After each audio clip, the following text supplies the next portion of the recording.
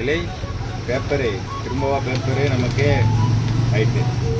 உன் கடைக்கு வரும் பாட்டியிடம் நீ அழகாய் இருக்கிறாய் என்று சொல். அந்த பாட்டியின் ரியாக்ஷனை பார்ப்போம். சரி பார்த்துருவோம்ல. மானமே கப்பல்ல ஏறிடும்டா. ஆமா, அப்படியே கிளு கிளு கிளுன்னு பெரிய மானா இருக்கு. மானா இப்ப மானம் கிட்ட தெரிஞ்சுக்கிட்டு இருக்கேன். என்ன ஏய் ஐடா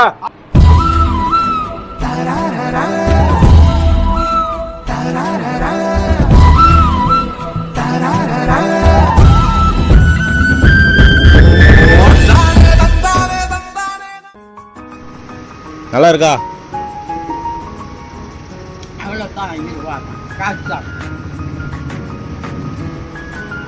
உங்களுக்கு வயசு எத்தனை ஆகுது? 100க்கு மேல. இன்னும் சின்ன பிள்ளை மாதிரி அழகா இருக்கீங்களா? இன்னும் சின்ன பிள்ளை மாதிரி அழகா இருக்கீங்களா?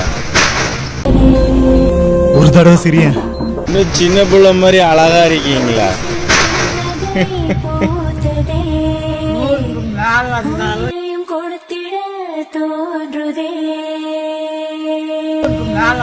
கண்ணு இருக்காது கண்ணு.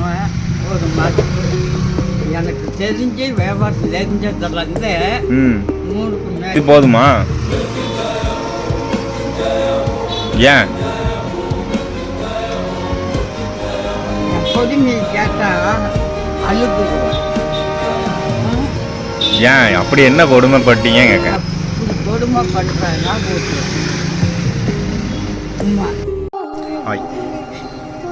அம்மா அம்மா அம்மா இல்லைன்னா நமக்கு எதுவுமே இல்லை இந்த உலகத்தில். அம்மா இல்லைன்னா நம்ம சொந்தம் இல்லை, யாருமே கண்டுக்கிட மாட்டாங்க. அதனால் அம்மா இல்லாதவங்களுக்கு அந்த அருமை புரியும், தெரியும்.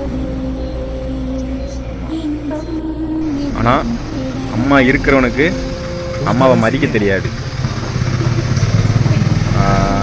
பொண்டாட்டி பிள்ளைங்க ஆனதுக்கப்புறம் அம்மாவை யாருமே கண்டுக்கிறது இல்லை, மதிக்கிறது இல்லை இந்த இப்போ இருக்கிற காலகட்டத்தில். அதனால் தயவு செஞ்சு நம்ம அம்மாவை பாருங்கள். நம்ம அம்மாவுக்கு என்ன தேவையோ அதை செய்யணும். அது நம்மளுடைய கடமை, நம்ம கடமை அது. அதனால் யாரையும் அவங்க பெற்றவங்களையோ அப்பாவையோ அம்மாவையோ கைவிட்டுறாதீங்க, கைவிடாதீங்க. எப்போவுமே அவங்க ஒரு குழந்தை மாதிரி நம்ம பார்த்துக்கிறோம். பார்த்துக்குவீங்க, நம்பிக்கை இருக்குது, பார்த்துக்கோங்க. உலகில் இது போலே இன்பம் எதுவும் கிடையாது.